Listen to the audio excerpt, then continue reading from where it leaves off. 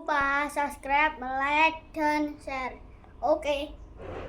Kenapa kita bicara tentang pekerjaan? Harusnya kita ketika dapat rezeki itu asumsi Islam, asumsi kebaikan itu to'amul wahid yakfi is. Jadi makanan jatah orang satu atau rezekinya orang satu itu normalnya bisa dimakan orang dua.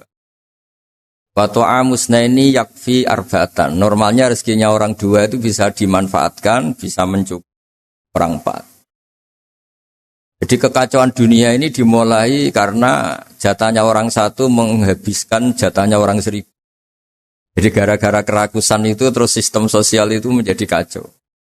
Harusnya itu to'amul wahid yakfi to'amusne yakfi arba'atan. Jadi jatah rezekinya orang satu bisa menghidupi orang dua ke atas, jatahnya rezekinya orang dua bisa menghidupi orang empat ke atas. Kemudian ini saya baca saja supaya tambah berkah beberapa teks tentang pekerjaan. Ini di kitab Ihya di halaman 85 kalau kitab saya tentang keutamaan kerja. Ini dijelaskan inna minadz-dzunubi dzamban la yukaffiruhu illal hammu fi talabil ma'isyah. Jadi bagian diredaksikan minadz-dzunubi dzunubun la yukaffiruha illal hammu fi talabil ma'isyah.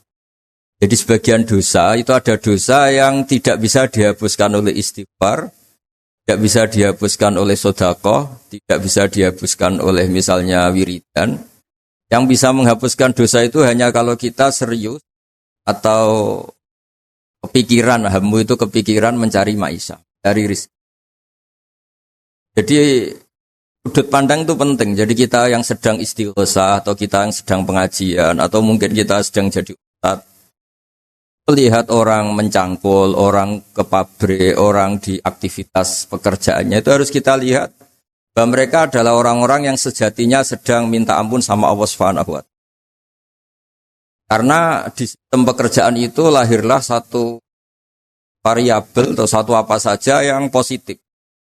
Ada hukum sosial karena ketemu teman yang saling memberi pengalaman. Ada ketergantungan manusia sama hal-hal yang halal. Ini yang paling penting. Ya, banyak orang itu itu karena pekerjaannya. Misalnya orang bisa hidup itu sebetulnya karena makan nasi, minum air itu sesuatu yang halal. Jangan sampai orang bisa berpikir, bisa tenang kalau minum narkoba misalnya. Orang bisa kerja karena digerakkan punya anak kecil, punya ibu yang renta atau punya keluarga yang membutuhkan. Jangan sampai orang kerja karena digerakkan oleh keinginan bernafsu karena hal-hal yang maksiat. Hingga status orang yang dagang misalnya atas sirusoduk yukhsaru yaumal qiyamati ma'as-siddiqin wa syuhada. Orang yang dagang kemudian dia benar, dia jujur, itu nanti makomnya kelas dia itu bersama para orang-orang yang meninggal syahid, pahlawan-pahlawan. Ini penting saya utarakan supaya cara pandang kita terhadap beragama. Jangan sampai misalnya kita beragama terus kemudian melihat yang ibadah itu yang datang ke masjid. Ya kita jam kerja kemudian ada pengajian, kita tidak pengajian itu dianggap salah karena nggak datang di masjid. Padahal kita datang ke pabrik atau ke pasar, nilainya sama-sama ibadah. Ini penting supaya cara pandang kita terhadap orang lain itu positif. Saya berkali-kali bilang kalau ada tetangga saya meninggal, saya muji. Orang ini kalau malam tidur. Kalau malam mungkin ya lihat sinetron. Kalau malam itu ya santai-santai di rumah sampai. Kalau kita pakai sudut pandang maksimal, yang dikatakan taat itu tahajud, dan maka orang ini tidak masuk kategori taat. Tapi kalau kita kembali ke definisi takwa, takwa itu meninggalkan hal-hal yang dilarang Allah Ta'ala. Orang ini akan kelihatan berprestasi karena saat di rumah dia berarti tidak melakukan hal-hal yang kritis, tidak mencuri, tidak mengganggu orang lain, tidak menjadikan kegaduhan di patan atau di jalan. Hingga agama ini juga harus mengapresiasi tarkul ma'asi. bahwa orang yang tidak punya aktivitas di rumah banyak yang dilakukan sebetulnya. Kebaikan masif, kebaikan bersama karena orang ini tidak melakukan hal-hal yang merugikan orang lain. Ya saya berkali-kali bilang kalau saya jadi kiai, jadi orang baik, kalau ada orang yang dermawan, ngasih sesuatu ke kita ya kita senang karena kebaikan itu diapresiasi. Misalnya ada tadi cerita penakar dapat apresiasi, dapat penghargaan. Ya kita senang karena itu. Karena itu. Tapi andekan tidak itu juga senang. Senangnya karena mungkin orang lain ini sudah tidak butuh kita. Tidak butuh kita buat baik. Saya berkali-kali bilang, kalau Anda jadi kiai tidak usah tersinggung kalau tetangga tidak minta konsultasi. Artinya mereka sudah mandiri, bisa memutuskan masalahnya sendiri. Tapi kalau konsultasi, anggap mereka punya akhlak, tanya kiai. Kalau tidak, ya anggap saja mereka sudah mandiri.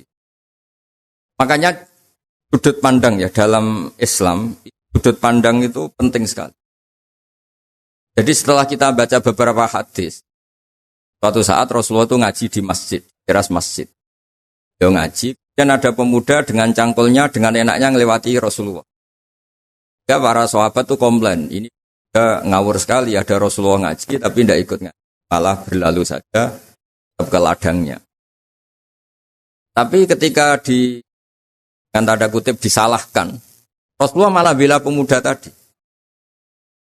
Pemuda kalau dia kerja karena mencarikan nafkah untuk keluarganya, yang kecil atau yang tua, dan supaya dia tidak minta-minta orang lain. Sunnahku. Hingga bentuk sunnah Rasul itu tidak harus orang datang ke pengajian dan orang ikut fatwa kita mau itu. Nah, mungkin teman-teman yang sedang bekerja itu tidak lagi mendengarkan ngaji, sudah melakukan isi pengajian. Jadi yang lain baru mendengarkan, yang itu sudah melakukan isi pengajian. Makanya kalau di daerah saya banyak, kenapa kamu tidak datang ngaji? Saya lebih ngaji dari Pak Yai. Kenapa? Pak Kiai kan yang menyarankan supaya kita baik sama orang tua. Saat Pak Kiai pengajian, saya ngurmat orang tua saya di rumah sakit. Tapi kadang-kadang kita pakai ukuran kita sendiri, yang nggak datang pengajian itu orang jelek karena nggak mau datang.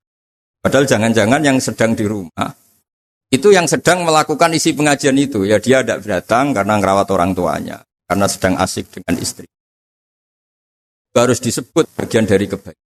Nah, dalam kebaikan Islam, Nabi pernah ngendikan, Babi ahadikum sedekah. Kamu kumpul dengan istri kamu itu sampai sahabat protes.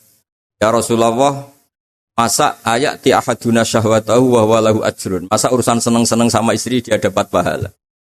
Nabi menjawab, alaysa law wada'aha fi haramin akana aliwis. Kalau pelampiasan syahwat itu hal yang negatif atau yang haram, dia akan dosa. Ketika meletakkan yang benar, dia juga. Jadi pahala itu segampang itu. Orang asik dengan anaknya, dengan cucu. Bercengkrama di rumah. Ya pahalanya besar karena saat itu berarti dia tinggalkan maksiat, dia tidak dengan. Nah pekerjaan juga gitu. Mungkin orang lain dapat uang karena transaksi narkoba, mungkin orang lain dapat uang karena kejahatan, orang lain dapat uang karena menipu. Orang-orang yang bekerja luar biasa dapat rezeki. Harus kita apresiasi. Ya makam orang-orang ini, makomnya itu nanti kalau meninggal ma'asidi. Orang-orang punya gelar asid, gelar yang luar biasa dalam khazanah kewalian. Orang-orang yang bekerja itu nanti makomnya seperti itu. Itu adalah inspirasi kita yang luar biasa. Hingga nanti kita tidak melihat orang lain itu, wah, wong kok kedoyan tok, orang orientasinya dunia tok, bekerja terus, ingin kaya raya itu. Ya wis kan. Kita tidak boleh berpikir. Karena apapun banyaknya harta di tangan orang-orang halal, tangannya orang-orang baik, pasti efeknya juga bisa melahirkan pekerjaan, bisa melahirkan kemanfaatan. Ya Nabi kalau muji pedagang itu, dari 10 rizki itu 9 berkahnya ada di pedagang. Karena kalau pedagang itu sekikir-kikirnya pedagang, dia harus mengeluarkan uang, bayar supir, bayar satpam, bayar yang ngirim jasanya dan sebagainya. Ya uang tetap berputar. Tapi sebaik-baiknya Anda kalau tidak dagang itu mungkin uang ditabung, uang mandek. Ya, potensinya itu ikhtikar. Ikhtikar itu menyimpan. Kalau ngelebihi kota tertentu, larang oleh. Karena saya nekun keilmuan agama, maka saya hanya cerita bahwa betapa Allah itu ngapresiasi pekerja. Nabi Dawud itu seorang raja, kaya raya. Tapi beliau tidak mau makan illa mingkas biyadi, kecuali hasil hanya sendiri.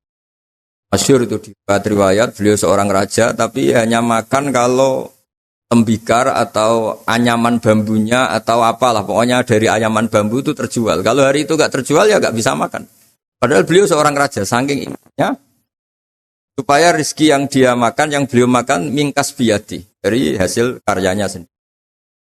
Banyak kiai-kiai guru kita yang secara lahir kaya, tapi yang pondok untuk dirinya itu sekadarnya. Bahkan saking ekstrimnya di dunia kiai itu ada seorang kiai yang pisang tanam secara halal dan di tanah yang pasti halal. Tiap makan yang rofahiyah itu ya agak hura-hura itu. Kafaroi dengan makan pisang itu, satu pisang dibagi-bagi kan dianggap kafaroh. Nah, kenapa cara-cara publik itu banyak rofahiyah? Rofahiyah itu begitu. Mungkin kalau kita kiai kecil atau tokoh kecil atau siapa saja yang nasibnya kecil, mungkin kita muassis, kita pendiri. Misalnya ada kiai kecil, kampung tertentu, dia pendiri. Tapi mungkin setelah kita jadi kiai besar itu, jauh diundang masjid itu. Dan kemudian posisi kita mendapat. Yang menjadikan kita harus tawadhu. Seperti tadi, syairnya Mbah Mus tadi. Ketika kiai kecil, pendiri masjid, tanah kita dipakai masjid. Setelah kita kiai besar kok malah dapat uang dari masjid. Mungkin karena kita kuliah dapati pinter itu, kelasnya jadi tokoh di pedalaman. Akhirnya kita mungkin, apa di situ yang manfaat? Pikiran, air, apa yang manfaat? Kalau kita kepinteran malah jadi orang ya terus hanya dengan negara itu mendapat, bukan memberi. Nah, hal-hal seperti ini harus jadi motivasi semua pekerja. Menteri juga mentalnya harus memberi. Pekerja juga mentalnya harus memberi. Maka dulu banyak negarawan kita bilang hubungan Anda dengan negara itu sejauh mana Anda memberi sama negara ini. Dan berpikir sejauh mana negara ini memberi kepada kita. Itu yang diajarkan guru kita, orang-orang kita, bahwa hubungan kita dengan negara, dengan orang lain itu yunfikun itu berkontribusi. Hingga saya ini termasuk kiai yang kalau ketemu orang yang terlalu baik sama saya ini saya sungkan, karena hubungannya saya mendapat. Tapi kalau ketemu orang yang lebih lemah mungkin saya lebih pede, karena hubungan kita ini memberi. Itu yang diajarkan al-yadul ulya khairu, bahwa tangan yang atas lebih baik ketimbang tangan di bawah. Makanya saya mohon menterian semuanya lah, kita hubungan dengan bangsa kita, dengan masyarakat kita, dengan rakyat kita hubungan memberi, bukan hubungan mendapat. Bahwa secara aturan atau secara kultur karena kita pejabat, kita kiai mendapat itu ya rezeki dari Allah yang kita terima secara syukur. Tapi sebetulnya komitmen kita sebagai bangsa, komitmen harus dicatat. Karena Islam mengajarkan ma'aliyal umur, mental-mental yang mulia. Mental mulia itu ya mental heroik, mental memberi, mental berkontribusi. Kan mental nyuwun hanya. Kan mental yang ma'aliyal umur, kan mental yang kita mohon ini mungkin ya harus saya sampaikan karena memang supaya orang itu melihat bahwa pejabat itu mikir kita, mikir negara. Dan juga gitu, kiai juga. Makanya harus diartikan mereka itu berkeras untuk kita. Jadi kalau kita orang yang mungkin agak nyun sewu, agak dengki atau agak hasut, berpikirnya tuh enak jadi pejabat, enak jadi kiai, enak jadi ini. Itu jadi kita repot. Makanya tunjukkan bahwa kita adalah orang yang berkal hero, orang yang berkal berkontribusi, orang yang berkal khairunas anfa'uhum. Yang terakhir, karena tadi banyak yang baca puisi, banyak saja dan saya senang sekali, tapi saya mau cerita tentang keunikan dunia wali. Dulu ada seorang wali jadi pegawai penjaga kebun, padahal seorang wali dia penjaga kebun anggur.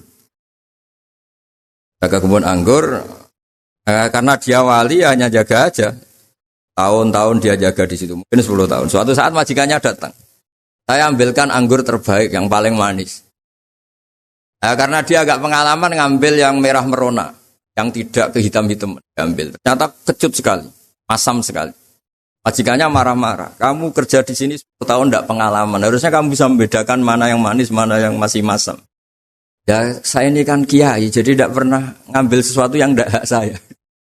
Nah kira-kira kalau Anda punya karyawan seperti itu tuh bingung apa Anda? Kalau dibilang khianat, tidak pernah khianat, tapi akhirnya nggak bisa disuruh karena nggak pengalaman. Barat Anda punya pembantu, ayo anterin saya tidak bisa nyupir. Mobil nganggur banyak kok tidak bisa nyupir. Saya tidak pernah gasap. Jadi itu memang apa ya? Jadi akhirnya terus majikan tadi, dah kamu jadi guru, jadi kamu nggak pantas jadi kerja gitu. Terus akhirnya dan ternyata ya, tadi termasuk wali besar yang hazanah kuali kerja 10 tahun di sama sekali nggak pernah makan. Suatu saat majikannya datang minta diambilkan anggur terbaik. Dia ngambil sekenanya yang dikira baik, terus ternyata itu kecut sekali, masam sekali. Gak dimarahin karena dia nggak pernah sama sekali batu ngambil.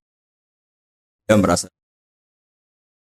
kualitas ya dijaga, amanah dijaga, tapi komitmen terhadap kebaikan bersama karena ekonomi. Kalau kita bangkrut, yang sakit ya pangan saja, bukan kemenaker saja. Kalau negara ini kolab, yang bingung nggak presiden saja, kita semua salah sebagai bangsa yang bersama ingin khairun-nas anfa. Katakan rahmatan. Semuanya enak, semuanya nyaman karena kita semua kenal Bismillahirrahmanirrahim. Ketika menyebut Allah pasti yang maha pengasih dan maha penyayang. Saya kira demikian, mari berdoa bersama semoga bukti bahwa kita bergantung sama yang menguasai langit bumi, menguasai kehidupan kita, menguasai semua yang terlewatkan maupun yang akan datang. Al-Fatihah. Ar-Rahman. Radalladzi anamta. Ahmaduka ya ghafuru ya syakuru masalli wa sallim alal basyirin. As'aluka bi anna lakal hamda la ilaha illa anta al-hannan al-mannan. Ya bati as-samawati wal ardi ya hayyu ya qayyum ya dzal jalali wal ikram. Antarzuqna ya Allah husnal muamalati fi ma baini. Waj'alna aminin mutmainin alladzina la khaufun 'alaihim wa lahum yahzanun. Waj'al baldatana ya baldatan mutmainnat. Ya'tina ya warisku karakhatan warzuqna insyirahus sadri laka. Warzuqna salimin ghanimin wa'afin min kulli bala'id dunya al akhirah. Rabbana atina fid dunya hasanah wa fil akhirati hasanah. Sallallahu ala sayyidina Muhammad sallallahu alaihi wa sallam. Subhana rabbika rabbil izzati amma yasifun. Salamun alal mursalin. Alhamdulillahi rabbil alamin.